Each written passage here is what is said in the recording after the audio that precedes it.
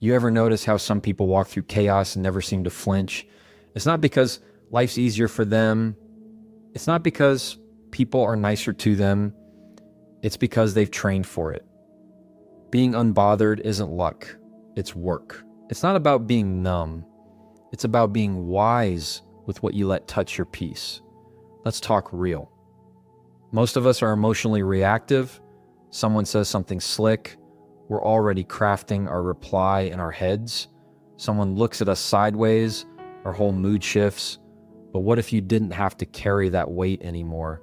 What if the insult stopped with them instead of following you home? See, reacting is easy. It's what the world expects from you. Snap back, prove your point, defend your name. But being unbothered, that's harder. That's restraint. That's choosing peace over performance. And it starts with one simple shift. Not everything needs a response. You don't need to attend every argument you're invited to. You don't need to explain yourself to people committed to misunderstanding you. You don't need to match energy with someone who's clearly running on fumes. You have permission to be calm in situations designed to make you crumble. But here's the catch. Calm doesn't come naturally. You've got to train for it. And training looks like pausing before you reply. It looks like walking away when the conversation stops being respectful. It looks like reminding yourself, I am not who they say I am. I am who I choose to be. Because here's the truth. When people try to make you feel small, it's usually because they feel small. When someone talks down to you, it says more about their fear than your worth. Don't take their insecurity and make it your story. Your peace is yours. You get to protect it. You don't owe anyone access to your emotional space just because they showed up loud and aggressive. You don't have to absorb someone's chaos just because they're used to throwing it around. You don't need to join the drama to prove you're not afraid of it. Being unbothered doesn't mean being passive. It means being intentional. It means you pick your battles like they cost energy, because they do. It means understanding that silence is sometimes the loudest answer, and walking away is sometimes the strongest move. You get to choose who gets your energy. You get to decide what matters enough to shake your peace. You get to build a life where your calm is louder than their noise. So next time someone tests you, don't ask, how do I fix them? Ask, how do I protect me? Don't ask, why are they like this? Ask, why does it still affect me? Because unbothered isn't about controlling the world. It's about mastering your world. Your reactions, your thoughts, your choices, and every day you get better at it, the freer you become. Train yourself to be unbothered. Not because life stops bothering you, but because you stop letting it win. Emotional discipline is a skill, not a trait. A lot of people think some folks are just naturally calm, naturally unshaken, like they were born with a thicker skin or a quieter heart. But the truth is, no one's born unbothered. That level of peace is built. It's trained. It comes from experience, repetition, and making different choices over and over again. It starts the moment you decide you're tired of your emotions running your day for you. It's when you stop saying, that's just how I am, and start asking, is this how I want to keep reacting for the rest of my life? The people you see who don't flinch when insulted, who stay grounded in conflict, who don't respond to every little provocation, they weren't always like that. They trained themselves to be like that, and training doesn't look glamorous. It looks like catching yourself in the middle of a heated moment and choosing to pause. It looks like breathing instead of shouting. It looks like walking away even when your pride wants to prove a point. Over time, those choices become your pattern. That pattern becomes your instinct. And that instinct becomes your strength. Training emotional discipline isn't about pretending things don't hurt. It's about deciding what deserves your energy and what doesn't. It's learning to observe your feelings instead of being owned by them. You can feel anger and not act out. You can feel hurt and not lash back. You can feel disrespected and still choose grace. That's not weakness, that's power, real power. It's self-respect that isn't tied to someone else's behavior. When you know you're training for emotional discipline, you stop looking for quick wins. You stop needing to win the argument. You stop needing to have the last word because the goal shifts. It's no longer about proving something to others. It's about mastering something within yourself. That's the true victory. And like any skill, emotional discipline takes practice. You're going to get it wrong sometimes. You'll snap, you'll regret, you'll backslide. That's part of the process. The key is not giving up, not letting one bad day erase the progress you've made. Because every time you stop yourself from reacting out of impulse, you've already won. You've already taken back your control. No one gets to pull you out of character when you've spent time building that character with intention.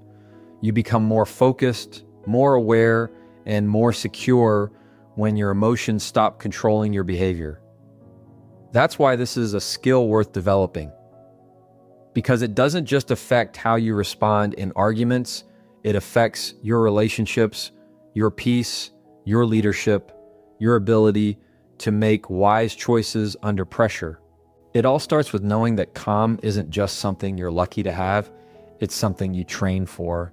It's something you fight for internally every single day. And the more you train it, the more it becomes who you are, not by default, but by design. Reacting is easy. Responding takes strength. That's the difference most people don't pause long enough to understand. Reacting is instant. It comes from impulse, emotion, and a deep-rooted need to protect ourselves. It feels natural because it's fast and familiar. Someone disrespects you, and your tongue is ready. Someone questions you, and your pride flares up. That quick spark of reaction feels powerful in the moment, but more often than not, it leaves damage behind, regret, broken trust, tension that could have been avoided. Responding, on the other hand, is thoughtful. It's measured. It's a sign that you've trained yourself to pause, evaluate, and decide the kind of energy you want to bring into the moment. There's a world of difference between reacting to defend your ego and responding to protect your peace. Reaction is loud. Response is clear. Reaction is driven by insecurity. Response is guided by maturity, and you know you're growing when you start choosing response over reaction, not because you're afraid of conflict, but because you value control. Not control over others, but control over yourself. That kind of control isn't built overnight. It's practiced in the heat of frustration, in the sting of offense, in the shadow of disrespect. Every time you choose not to send that angry text, not to escalate the argument, not to take the bait, you're building strength, not weakness. Strength. Quiet strength that doesn't need applause. When you learn to respond instead of react, you stop letting other people set the tone for your day. You stop dancing to the rhythm of their dysfunction. You stop surrendering your emotional stability just because someone else doesn't have theirs. That's power. Because now your peace isn't at the mercy of someone's bad mood. Your self-worth isn't on trial just because someone doesn't see your value. You begin to respond with purpose, with clarity, with confidence. That's how people who are unbothered stay grounded. Not by silencing their emotions, but by understanding them before they speak through them. You want to be strong? Don't just lift weights. Lift your self-awareness. Lift your patience. Lift your ability to sit with your feelings before handing them to someone else. That's what sets you apart. That's what turns emotional chaos into composure. People will test you. They will push buttons they didn't even install. They'll provoke, poke, and pull you into drama you didn't ask for. And when that moment comes, your instinct will want to react. But the version of you that's been training for peace, for discipline, for strength, that version will respond. Not to prove a point, but to protect your growth. Every time you respond instead of react, you're not just winning the moment, you're winning the long game. The one where you get to live with peace, clarity, and dignity, no matter how loud the world gets around you. People's opinions are not your obligation. That right there will set you free if you let it sink in. So many of us are walking around carrying the weight of someone else's judgment like it's our job to make them comfortable with who we are. We twist ourselves trying to fit into molds we were never meant for. We second guess our choices, not because we're unsure, but because we're afraid of what they might say. But here's the truth. What someone thinks about you is often more about them than it is about you. Their opinions come filtered through their pain, their past, their fears, their insecurity. You're not obligated to carry that. You don't have to explain your peace to someone who's never known it. You don't have to shrink your joy to make others feel better in their bitterness. You don't have to defend your boundaries to people who've benefited from crossing them. People will talk whether you stay silent or speak up. They'll judge whether you follow your path or walk theirs. And if you spend your whole life trying to earn their approval, you'll wake up one day not even recognizing your own reflection. Because here's the trap. The more you try to please everyone, the more you lose pieces of yourself. And no amount of praise is worth that cost. You are not someone else's mirror. It's not your job to reflect what they want to see. It's your job to stay true to who you are, even if that truth makes other people uncomfortable. You don't need everyone to get it. You don't need their permission to be confident, kind, strong, soft, disciplined, joyful, or ambitious. You just need your own permission. And once you give yourself that, the noise around you starts to fade. Their comments lose power. Their side eyes don't sting. Their silence doesn't shake you. Because you realize, I'm not here to live someone else's script. There's freedom in detachment. Not the cold, distant kind. The kind where your worth isn't attached to whether or not someone claps when you succeed. The kind where your direction isn't dictated by public opinion. The kind where you can say, I see what you think, but I know who I am. That's not arrogance. That's clarity. That's someone who's done the inner work to realize, I'm not for everyone, and that's okay. You weren't created to be understood by everyone. You were created to live with integrity, not approval. So train yourself to recognize when you're living for them instead of living for truth. Catch those moments when you edit yourself out of fear of judgment. Remind yourself that their opinion is not your prison. The moment you stop needing everyone to agree with you is the moment you start walking lighter, freer, stronger, because now you're not performing, you're living, you're no longer bending under the weight of someone else's lens. You're rooted in your own clarity, and that is the beginning of being truly unbothered. Peace is your responsibility. That's a tough truth for some of us to swallow because it's easier to blame the world for our stress. It's easier to say, if they just treated me better, or if life calmed down, then we'd finally feel peaceful. But peace isn't something you wait for, it's something you build. It's not a gift the world hands you, it's a boundary you create and defend over and over again. No one else can give you lasting peace. Not your partner, not your friends, not your job. They can support it, sure. But if your peace depends on people or circumstances staying perfect, then your peace will always be temporary. You have to own it. That means recognizing when you're allowing people to rent space in your head for free. It means checking in with yourself and asking, what am I holding on to that's disturbing my peace right now? Maybe it's a conversation you keep replaying. Maybe it's a grudge you've nurtured into a habit. Maybe it's your own overthinking, thinking you have to control everything just to feel safe. But the moment you decide that your peace matters more than being right, more than proving a point, more than carrying other people's weight, you start making different decisions. Responsibility sounds heavy, but when it comes to peace, it's actually freeing. Because When you take ownership of your peace, you stop waiting on apologies that may never come. You stop needing everyone to behave a certain way. You stop trying to fix people who don't even want to be fixed.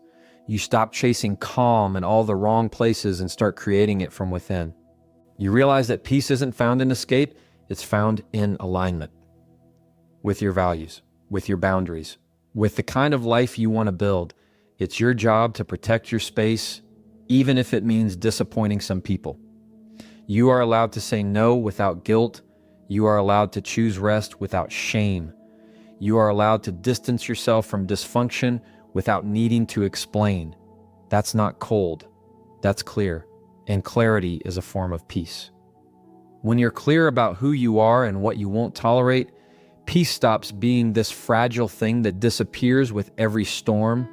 It becomes something sturdy, something that holds you steady, even when life gets loud. The truth is, peace doesn't always feel comfortable.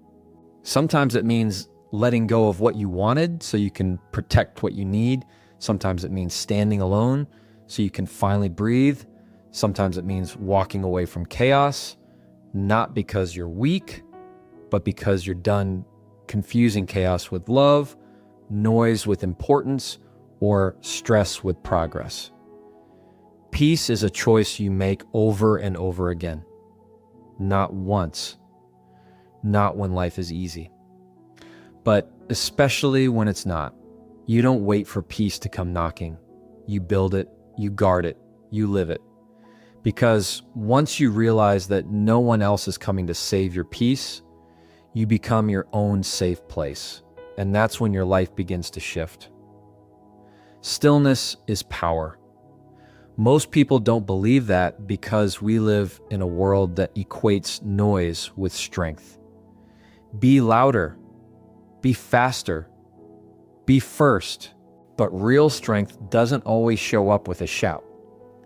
Sometimes it walks in quiet, grounded, and completely unmoved. Stillness isn't about doing nothing. It's about doing things from a place of calm instead of chaos. It's about being in control of your internal world, no matter what's going on externally. That kind of stillness doesn't just happen. It's chosen, it's practiced, and it's powerful. When someone comes at you with drama and you stay still, there's power in that. When you're misunderstood and instead of explaining yourself to people committed to their own version of the story, you choose peace. That's power. When life throws its punches and you don't flail or break, but breathe and respond with intention, you are showing the kind of strength most people never learn. Because they think power is in the reaction. But it's not. It's in the pause. In the ability to sit with the heat of the moment and not let it burn you up from the inside. You don't have to match anyone's chaos. Just because someone is yelling doesn't mean you need to raise your voice. Just because someone is rushing doesn't mean you lose your pace. Stillness is a decision to stay rooted when everything around you is shifting. It's what allows you to think clearly, choose wisely, and move purposefully. You begin to learn that not every fight deserves your energy, not every comment deserves your answer, and not every situation deserves your emotional investment. Stillness gives you the chance to listen deeper, to others, yes, but also to yourself. Most of us are uncomfortable with stillness because it feels like weakness, like we're letting something slide. But stillness is not surrender, it's strategy. You can be quiet and still be firm. You can be calm and still be courageous. You can say nothing and still speak volumes. Sometimes the most powerful message you'll ever send is silence. Not because you don't have words, but because you've grown enough to know your peace isn't worth the argument. The more you practice stillness, the more you realize how much noise you used to respond to that didn't deserve your time. You used to get pulled into every storm. Now you watch the clouds and decide if it's even worth getting wet. That's not avoidance. That's wisdom. That's growth. That's you realizing you don't have to prove your strength to anyone. You live it quietly, deeply, consistently, So when they test your patience, stay still. When they challenge your silence, stay grounded. When they try to provoke your pride, stay focused. Your stillness doesn't mean you're passive. It means you're powerful enough to not let their storm become your home. That is how unbothered people move, with intention, not impulse, with awareness, not ego, with stillness, not chaos. And every time you choose that stillness, you're proving just how far you've come. What you feed grows. That's true in every area of your life, your mindset, your emotions, your habits, your peace, and your problems. If you keep feeding frustration, it'll grow stronger. If you keep feeding doubt, it'll multiply. But if you feed peace, you build peace. If you feed confidence, you become more confident.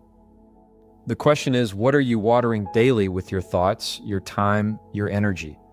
Because whether you realize it or not, you are always feeding something. The issue is, too many of us are unknowingly nurturing the very things we wish would disappear. Think about it. Every time you replay that insult in your head, you're feeding it. Every time you argue with someone in your imagination over and over again, you're feeding that conflict.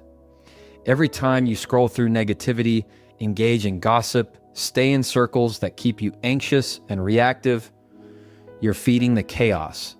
And then we wonder why we're so emotionally exhausted. It's because we're planting seeds we don't even want to harvest.